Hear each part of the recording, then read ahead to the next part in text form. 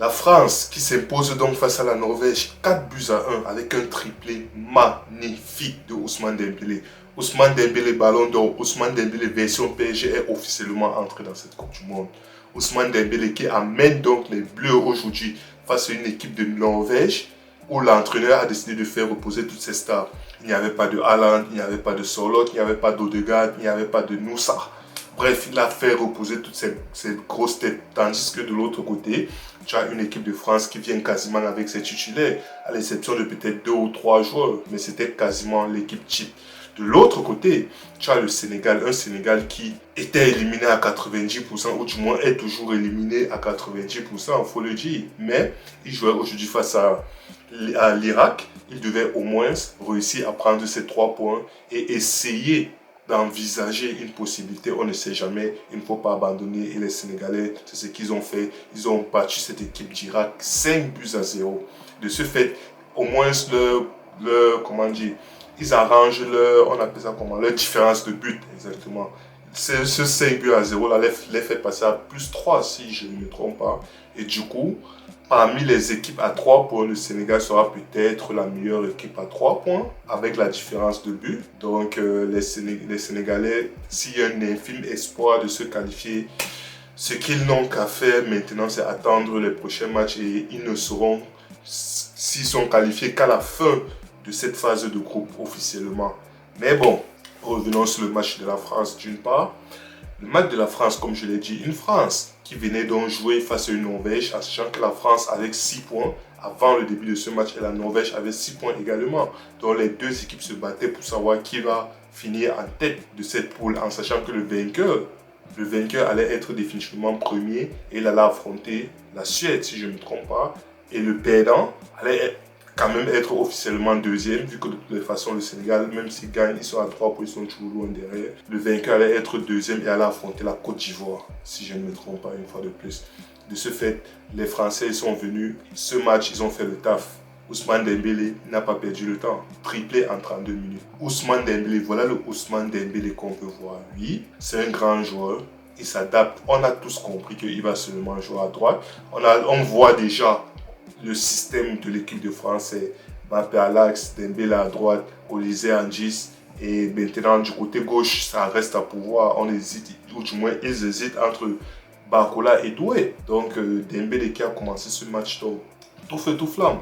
Dembélé, que ce soit, il a marqué, que ce soit du pied gauche, que ce soit du pied droit, que ce soit frappe croisée, que ce soit enroulé, Dembélé t'a sorti sa palette aujourd'hui. Le match de Dembélé aujourd'hui, en 30, comme je dis, en 30 minutes, 32 minutes, Dembélé a lui tout cela fait plier la Norvège. Donc on peut le dire, Dembélé a permis d'assurer cette troisième place-là, cette première place-là, autant pour moi. Même comme j'ai dit, en face, c'est une équipe de Norvège extrêmement remaniée. Comme je dis, oui, l'entraîneur a fait tourner, mais malgré ça, cette équipe de Norvège a quand même fait douter la France. Et ils ont fait un match plus qu'honorable. Quand tu regardes individuellement, à part Dembélé, ok, Dembélé, il a mis son triplé magnifique, 32 minutes. Premier but, décalage de Kylian Mbappé. Dembélé qui feinte, pied gauche, il te met un croisé surpuissant, filet opposé, pied droit. Deuxième but, décalage de Mbappé, une fois de plus. Dembélé qui part dans la surface. Il rentre sur son pied gauche, te met un enroulé, magnifique petit filet. Troisième but, cette fois décalage de Tchouaméni Dembélé, qui dribble, qui feinte. Après, il t'enroule, il te met une superbe frappe enroulée du pied gauche une fois de plus. Qu'est-ce que vous voulez faire? Le Dembélé Ballon d'Or, il est arrivé. Le Dembélé Ballon d'Or est officiellement entré dans cette Coupe du Monde. Tu sens qu'il est actuellement là en confiance, ça fait plaisir. Maintenant, si je ne me trompe pas, il revient à hauteur de Kylian Mbappé au nombre de buts. Kylian a 4 buts, doublé au premier match, doublé au deuxième match. Aujourd'hui, il est muet. Dembélé, 0 but au premier match, 1 but au deuxième match. Aujourd'hui, il a mis un triplé, donc égalité avec Kylian Mbappé, 4 buts, les deux. Ça fait plaisir de voir Dembélé en confiance, ça fait plaisir de voir cette version de Dembélé, un Dembélé confiant, un Dembélé qui joue, qui fait éclater son potentiel, même pas son potentiel, qui joue à son réel niveau en fait. Tu sens que le Dembélé aujourd'hui il a osé. Maintenant le Dembélé, il aurait pu mettre peut-être un quatrième but assuré au moins un quatrième but, mais au moment où il a mis son triplé, il a été extrêmement maintenant altruiste. C'est pas pour dire qu'il était déjà altruiste, il n'était pas altruiste avant, non, mais il a été encore plus altruiste parce qu'il y a eu des occasions où il aurait pu être il aurait dû penser à lui et on ne lui en aurait pas voulu. Mais il a décidé de jouer collectif. Donc, le Dembélé aujourd'hui, triplé, il n'était pas content, triplé, il sort avec son triplé, homme du match probablement. Il n'y a rien à dire. Maintenant, la prestation globale de l'équipe de France. La première mi-temps, comme j'ai dit, une très bonne première mi-temps. Même quand, malgré le fait que la France a fait une très bonne première mi-temps, il y avait des joueurs qui étaient largement en dessous. Quand tu vois un Théo Hernandez, c'est compliqué. Quand tu vois un Doué, moi, franchement, Doué, du moins dans cette Coupe du Monde, oui, dans ce match, il a marqué quasiment dans les arrêts de jeu de la deuxième mi-temps, presque à la 92e ou 93e minute, il a marqué centre de Barcola et la tête de Doué. Ok, mais quand tu regardes l'ensemble de son match n'est pas ouf. C'est ce but-là sera à peu près comme l'arbre qui cache la forêt. Donc le Doué, son match, pour moi, il ne me convainc pas. La rentrée de Barcola, on sait ce que Barcola apporte, vitesse, repli défensif. Il est rentré une fois de plus, il a été décisif. Dans le Barcola, franchement, il est, pour moi en tout cas, il est plus pertinent que Doué sur le côté gauche. Au milieu de terrain, Tchouaméni. Le match de Tchouaméni était compliqué. Tchouaméni a fait plusieurs erreurs. Et les erreurs qu'il a fait, heureusement, l'attaquant d'en face ne sait pas gérer. Maignan a sauvé Tchouaméni. Maignan a sauvé l'équipe de France aujourd'hui. Le match de Maignan aujourd'hui, comme je dis, Tchouaméni fait un match, c'est pas ouf. Tu vois, Koné, il se débrouille, mais c'est pas splendide. Il a eu quelques occasions, il a raté, mais sinon, dans l'ensemble, c'est pas une prestation waouh. Théo Hernandez, de l'autre côté, catastrophique. Catastrophique. Premier mi-temps, où les Bleus surnageaient un peu. Théo Hernandez, c'était compliqué. Deuxième mi-temps, où les Bleus ont baissé d'intensité parce que lui, il menait 3-1 et tout. Théo Hernandez, c'était seulement catastrophique. Théo Hernandez s'est fait mélanger à tous les niveaux. Il a causé un penalty. Heureusement qu'il a mené. Heureusement qu'ils ont Maignan au goal. Donc Maignan qui sauve Théo Hernandez, si je peux dire ça comme ça. Mais malgré ça, le match de Théo Hernandez aujourd'hui catastrophique. Maignan a sorti les parades aujourd'hui. Maignan a arrêté un penalty. Sans ce penalty-là, c'est que la France allait un peu plus transpirer en deuxième mi-temps. Parce que franchement, comme je dis, certes, ils ont baissé d'intensité. Mais de l'autre côté, les Norvégiens, ils avaient quasiment presque tout le contrôle de cette deuxième mi-temps. En dehors de ça, tu vois son partenaire dans la charnière défensive à côté de la croix et comment dire, Upamecano, c'était un peu plus compliqué aujourd'hui. Il n'avait pas cette entente optimale, mais comme je dis une fois de plus, résultat final 4-1. La France était qualifiée. La France s'est qualifiée, mais la France a assuré sa troisième place grâce à Ousmane Dembélé. Donc tu peux dire ok, ils se sont un peu plus relâchés, d'accord, il n'y a pas de souci. Maintenant, en face de l'autre côté, tu as Kylian Mbappé. Franchement, il a mis 2 passes décisives. Qu'on le veuille ou pas, il a mis 2 passes décisives pour Ousmane Dembélé. Bravo. Mais maintenant, quand tu regardes le match, la prestation globale de Kylian Mbappé aujourd'hui est insuffisant. Tout simplement, c'est insuffisant.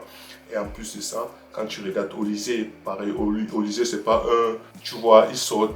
Ces 2 dernières prestations, tout comme Kylian, il ne faisait que monter en puissance, mais aujourd'hui c'est un peu redescendu. Donc le Olysée n'était pas spectaculaire. Aujourd'hui tu vois les pertes de balles, tu vois il était un peu frustré, agacé. C'était un peu compliqué pour Olysée aujourd'hui. Mais tu fais rentrer, tu sors Olysée, tu sors Dembélé, tu fais rentrer Cherki, tu fais rentrer Barcola. Barcola, comme je dis, Barcola fait une très bonne rentrée comme d'habitude. Cherki, franchement, Cherki, depuis que je vois dans ce mondial, depuis que je vois Cherki rentrer en cours de match, même depuis les derniers matchs de préparation, depuis que je vois Cherki rentrer en cours de match, tu vois la nonchalance, tu vois, il passe 0 à l'heure, tu vois, aujourd'hui, sa rentrée était catastrophique. Il perd les balles encore et encore et encore. Les replis défensifs, il s'en fout. Tu vois, même lorsqu'il a la balle, il veut tous les ballons. Mais maintenant, lorsqu'il a la balle, il n'accélère pas le jeu. Il marche à 2 à l'heure. Il est là, nonchalant, comme si. Bref, les Bleus qui ont assuré l'essentiel, ils ont battu cette équipe-là 4 buts à 1. Ils ont assuré leur première place. Ils vont affronter la Suède au prochain tour. Et le deuxième maintenant, la Norvège qui a perdu aujourd'hui. Ils ont reposé tout leur Haaland, Sorloth, Odegaard. Ils n'ont pas joué aujourd'hui. Donc, ils savaient déjà de toutes les façons que bon, probablement ils vont finir deuxième. Donc, peut-être c'est pour ça qu'ils ne se sont pas gênés. Et ils vont affronter qui? La Côte d'Ivoire. Ça sera un match très très très intéressant. Norvège, Côte d'Ivoire. Parce que quand tu vois la Norvège, comme je dis aujourd'hui, c'était les remplaçants, c'était quasiment les remplaçants qui étaient là, mais malgré ça, ils ont fait bonne figure. Ils ont fait très bonne figure face à cette équipe de France. Maintenant, ils vont affronter la Côte d'Ivoire. Ça risque d'être un match très intéressant. De l'autre côté, tu as le Sénégal. Le Sénégal. Mes amis sénégalais, au moins, si c'est que vous devez être éliminé, au moins vous avez lavé votre honneur. Victoire, vous avez pris les 3 points, victoire avec la manière 5-0, la manita, comme disent les Espagnols. Vous avez lavé votre honneur. Vous avez pris ces 3 points, vous allez sortir au moins sa tête haute. Certes, il y aura des regrets, il y aura beaucoup de regrets, notamment ce match face à la Norvège. Il y aura énormément de regrets là-bas, mais c'est le football. Je croise les doigts pour que vous puissiez vous qualifier, pour que vous puissiez rejoindre, que ce soit et le Maroc, que ce soit et la Côte d'Ivoire, que ce soit l'Afrique du Sud. Maintenant, les autres, je ne sais pas encore, mais franchement, voir le Sénégal, en tout cas, je sais que ces dernières années, le Sénégal est limite la meilleure équipe africaine avec le Maroc. Voir le Sénégal sortir au premier tour, comme ça fait mal, ça fait mal. Donc franchement, on croise les doigts qu'il y ait un concours de circonstances qui fait en sorte que les Sénégalais puissent se retrouver en 16e de finale. Au moins c'est ça. Mais la tâche risque d'être compliquée. Eux, ils ont fait tout ce qui était en leur pouvoir. Ils ont soigné leur différence de but. Ils ont claqué 5-0. Ils devaient marquer autant de buts que possible. C'est ce qu'ils ont fait. Donc maintenant, on croise les doigts. C'est tout ce que j'avais à dire.